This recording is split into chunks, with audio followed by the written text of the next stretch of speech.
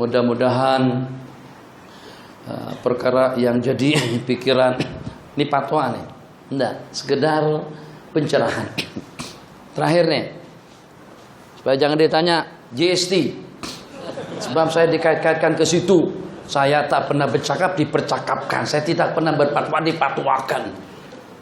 Sampai penceramah Ustaz Pawas pun juga mengait-kaitkan saya ke situ. GST belum beranak lagi, belum dilahirkan lagi. Kenapa? Sudah dipatwakan hukumnya oleh saya pada tahun 3000, pada tahun 2013 yang lalu, pada program Live TV Hijrah. Tidak ada hubungannya dengan GST. GST baru lahir. Jadi tarifnya GST pada tahun 2014. Pastinya dipraktikkan pada tahun 2015. Yang alhamdulillah diantara daripada berkatnya memberikan keringanan beban kepada masyarakat Malaysia secara khusus. Ringan macam mana? Syukur, alhamdulillah dengan adanya GST beban rakyat menjadi ringan. Kalau pada waktu kita berbelanja bawa uang 100 ringgit, dapat belanjaan dalam 13 kilo, dengan adanya GST jadi 10 kilo sahaja, maka ringan angkatan kita jadi ringan. Alhamdulillah. Syukur. Muslimat Pak? Maksudnya alhamdulillah. Oke, itu yang pertama. GST haram. Nih kalau nak tahu fatwa, GST haram, GST wajib, GST sunat, GST makruh, GST mubah. Berlaku 5 hukum hakam. Wah, sesat lagi kalau macam ni.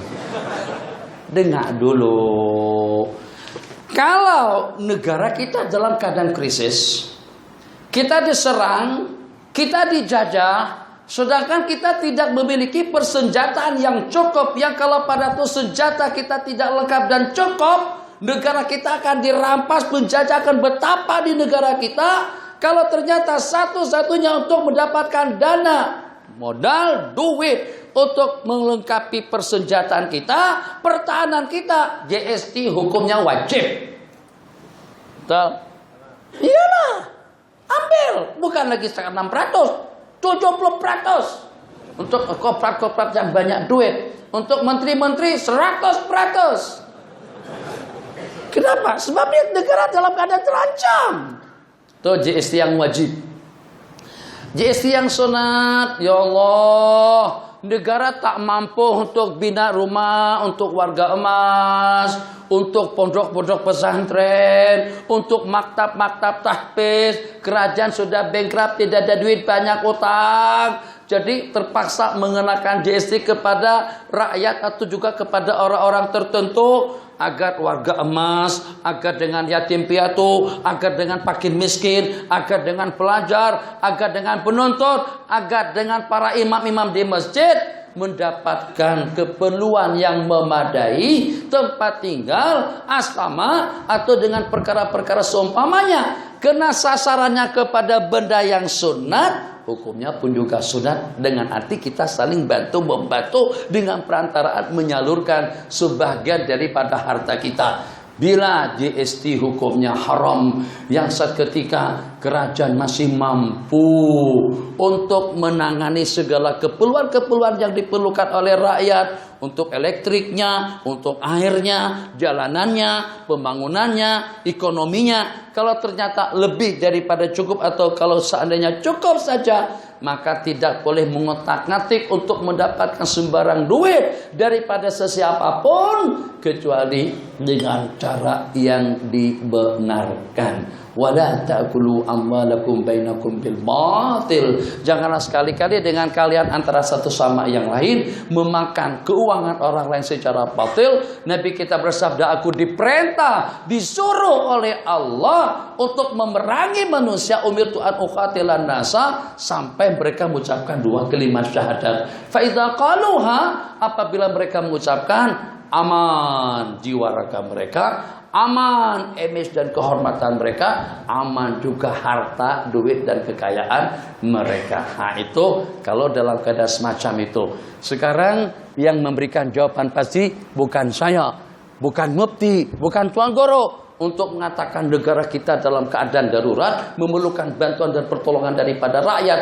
Itu kerajaan sendiri yang tahu betul Mungkin saya bukan orang kerajaan, jadi saya tidak boleh jawab apakah sudah dalam keadaan darurat yang dengan kita dikenakan GST, tapi yang secara pasti semuanya tahu negara kita ASEAN secara amnya kita banyak utang.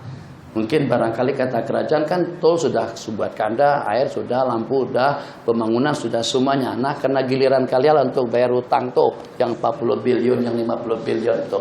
Nah, tuh kalian kena bayar. Melalui macam mana? Dengan GST. Jadi fatwa halal, haram, mubah, harus, wajib, tuh tak ada nilainya semuanya. Iya yang macam mana pun GST tetap kena dibayar. Itu kan? Minyak tetap naik. Yang turun hujan saja. Itu udah pasti dah. Oke. Kalau pasti macam itu, tadi saya bagikan solusi, saya bagikan rumusan. Bagaimana kita sebagai orang yang jenius, sebagai orang yang pintar, sehingga dengan kita mampu untuk membuat yang negatif itu jadi positif.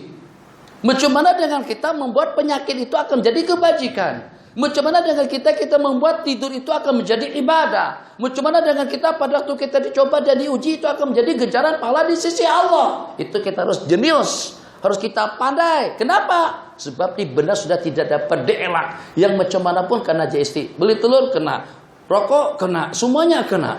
Rokok kena juga. Merokok 12 ringgit tambah 6 sen. Terserah lah. Khair. Masya Allah tabarakallah. Adalah ini bukan menyokong, tapi memang benda itu sudah berlaku di mana-mana di sini juga di Indonesia sejak berpuluh-puluh tahun yang lalu di Indonesia sampai pada 12%. Maka macam mana tapan ini terulang, tapi bukan di sini. Tadi saya di Perak, saya katakan macam ini. Pertanyaannya, boleh tak bersedekah sama kerajaan? Boleh tak dengan kita bantu kerajaan untuk bayar utang? Boleh tak dengan kita bantu orang kaya? Masalahnya macam ini saja. Kan kerajaan kaya, ada duit. Ada Petronas, ada KLHI 1-2, ada jembatan Pulau Pinang, seban kali lewat 7 ringgit. Ada hasil. Jadi kerajaan kaya, kita tidak perlu bantu. Sabar. Kalau kita bantu, kita tidak dapat pahala kan? Kalau kita niatkan itu sedekah, kalau kita niatkan itu adalah derma atau bantuan daripada rakyat, tapi bukan atas nama GST, atas nama membantu. Kalau seandainya tak niat elo pun tetap bayar juga. Ayo. Ngamuk, demonstrasi, bakar taya, hancurkan, cakim, kita hancurkan, semuanya kita hancurkan. Apakah kira-kira minyak turun? Tidak, tetap juga minyak naik. Tuh di Indonesia berapa kali demonstrasi tidak pernah kerajaan turunkan minyak ke atas permintaan daripada orang-orang yang mengadakan demonstrasi. Oke. Jadi mau tidak mau sakit, tak boleh dielakkan. Lebih elok sakit jadi kebaikan. Gimana? Tabah, sabar, terima. Sebab itu sebagai satu cobaan daripada Allah. Siapa tahu 600 GST dapat 600 atau 6.000% anugerah pemberian daripada Allah kepada kita. Tapi ridha dengan qada dan qadar. Sebab yang macam mana pun tuh gara-gara karena kita juga asbab-musababnya seperti apa. Mungkin karena kita taksir bagi nasihat, mungkin karena kita tidak terpilih. Itu tidak penting kita tahu apa asbab-musababnya. Tapi mungkinkah sesuatu itu berlaku tanpa pengetahuan dan tanpa kehendak daripada Allah? Mustahil. Ridho. Jadi tadi dikatakan tentang Habib Habsyi, pengarang Samtud Durar, itu justru dengan beliau yang saat ketika orang sedih, yang saat ketika orang kelah resah, justru beliau senyum dan ketawa. Kenapa? Sebab karena aku melihat Allah berkehendak. Aku sukai, aku suka, aku tidak, aku restu, atau bagaimana, tetap itu adalah yang terbaik. Kenapa? Sebab itu datangnya daripada Allah dengan perantaraan asbabnya manusia. Jadi bima kasabat aidikum. Jadi macam mana? Ini solusi. Jadi jangan dikatakan saya menyokong kerajaan. Tidak, kerajaan pun tidak sokong sebenarnya. Kerajaan pun kalau boleh menghapuskan cukai pintu ataupun juga dengan cukai kereta dan yang lainnya mungkin akan dihapuskan. Kalau tidak pasti kita tanyakan. Tapi saya tidak boleh menanyakan atau tidak ada waktu untuk menanyakan. Yang ada kepentingan silah dipastikan terlebih dahulu. Yang saya maksud, bolehkah ini sampai jam berapa nih? kita ada pengajian ya. Larilah nanti lari. Boleh kan? 11 masih cepat, masih boleh. Ya siki. Boleh. Sebentar dulu, belum mampir lagi nih. Ini JSD penting. Kenapa? Sebab orang semuanya mempertanyakan supaya jangan diulang-ulang balik. Tapi jangan juga dikerat-kerat nanti dalam Facebook. Nanti masalah lagi. Itu syekh yang datang daripada seberang sana mengatakan JSD wajib.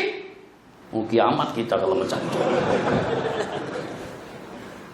Kan dengar dari awal apa ceritanya. Yang wajib itu dalam keadaan seperti apa, yang sunat dalam keadaan seperti apa, yang haram juga dalam keadaan seperti apa. Allahu Akbar. Tidak ada orang yang nak diberikan bebanan yang semacam itu. Tapi apakah haram hukumnya? Apakah tidak boleh dengan kita dengan niat membantu kerajaan untuk bayar hutang? Kalau kerajaan kita terhutang, atau dalam pembangunan, atau dalam kantor bagi gaji staf dan pegawai, atau dalam tujuan untuk apa saja, tapi yang positif, tak boleh kah? Tak boleh. Kenapa? Sebab kerajaan kaya. Sabar. Jangan langsung dijawab seperti itu. Saya nanti bersedekah demi Allah, la tasaddaqanna lailata, demi Allah aku akan bersedekah pada malam hari nanti. Ternyata sedekahnya pada malam itu diberikan kepada seorang wanita pelacur. Sopo heboh. Hei, tadi malam ada orang bersedekah kepada pelacur. Kata dia, alhamdulillah kepada pelacur. Sedekahnya tadi itu. Saya akan bersedekah kembali. Sedekah pada malam yang kedua sampai ke tangan pencuri. Kata dia, alhamdulillah. Sedekah kepada pencuri. Malam ketiga sedekahnya sampai kepada tangan orang kaya. Pernah dengar hadis itu? Pernah dengar? Dengar. Pernah. Alhamdulillah. Oke. Lepasnya itu apa kesannya? Tetap dia alhamdulillah nyedekahin orang kaya, nyedekahin wanita pelacur, menyedekahin seorang pencuri. Jadi yang pada akhirnya nanti kita bersabda, akhirnya pelacur jadi sadar, kotor-kotornya perbuatanku, profesiku, tapi ternyata masih ada orang yang nak bantu aku. Akhirnya pelacur jadi bertobat. Yang kedua dengan pencuri, yang walaupun aku curi, aku rompak, aku ambil, aku makan, aku ganggu mereka, perekonomian mereka, tapi masih ada juga orang yang berkenan dengan aku. Akhirnya pencuri jadi bertobat. Kata orang kaya, padahal justru aku yang patut untuk membantu, yang pada akhirnya orang kaya jadi insaf. Nah, maknanya boleh dengan niat yang bagus, benda yang negatif boleh jadi baik. Tapi tidak semuanya boleh dibuat seperti itu. Misalnya kalau dengan seorang mencuri niatnya baik untuk sedekah itu tidak boleh. Yang ini benda ini dah berlaku. Pahami, bukan menyokong, bukan mengatakan halal, tidak. Tapi benda ini sudah berlaku. Macam mana? Akur tidak akur, iya tidak iya, tetap kena bayar juga. JST, tulis saja JST 600. Oke, kalau macam itu macam mana? Supaya benda yang secara terpaksa kita bayar tadi itu boleh jadi ibadah. Dan juga boleh jadi kebajikan. Boleh jadi kebajikan, nawaitunya kita niatkan dengan baik.